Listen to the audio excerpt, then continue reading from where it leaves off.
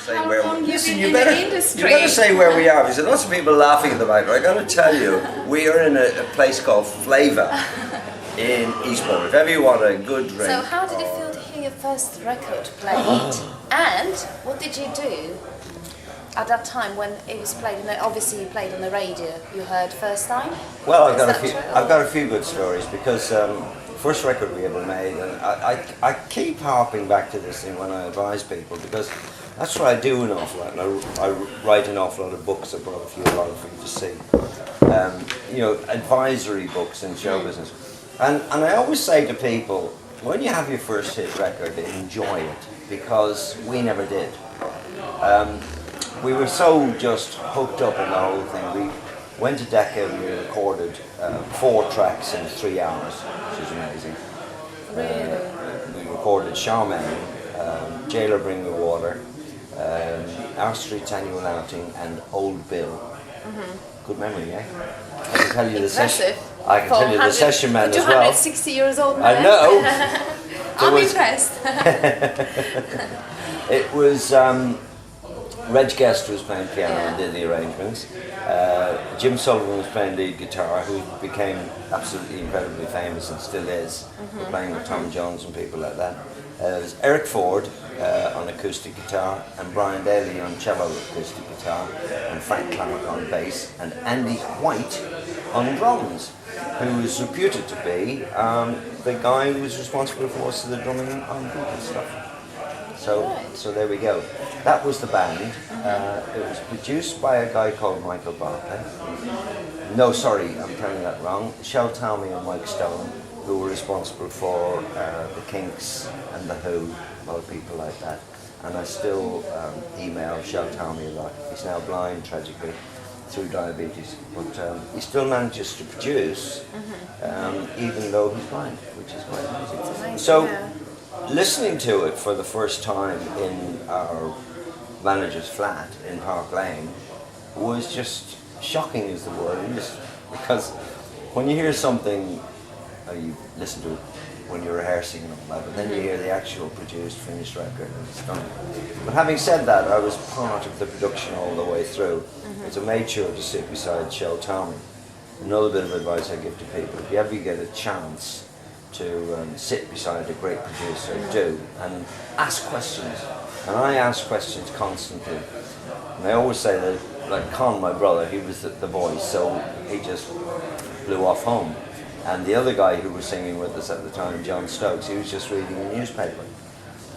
And that's the truth. And you would ask all the questions. As soon as the session finished, they just went. But I stayed and I asked all the questions, made sure I knew the answers. You knew that everything. And so that was listening to it, which was terrific. I got to tell you, we were still starving at that time. That was when we were eating porridge.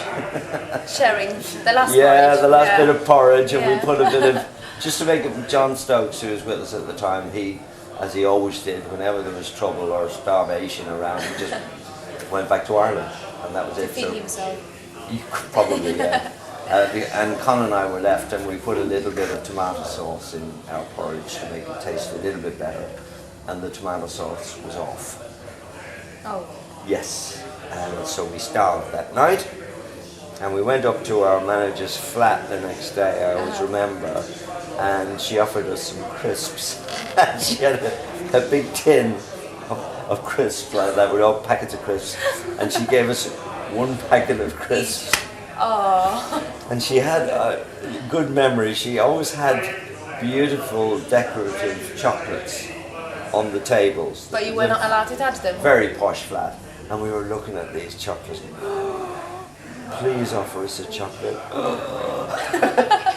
And we were too mannerly not to take them. But so we enjoyed it. And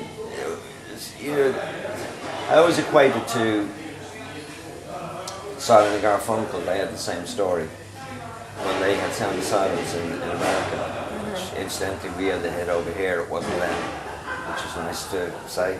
But they tell the great story about sitting outside in a flat in a broken down old car, listening to Sound of Silence at number 3 in the American charts and saying, I wish we were those fellas.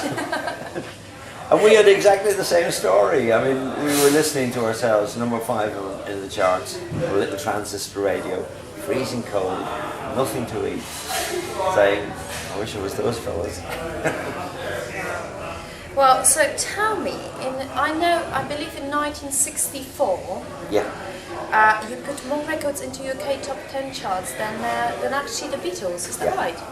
Yeah, we were 77 weeks altogether in the charts in 64, and they were 55 weeks.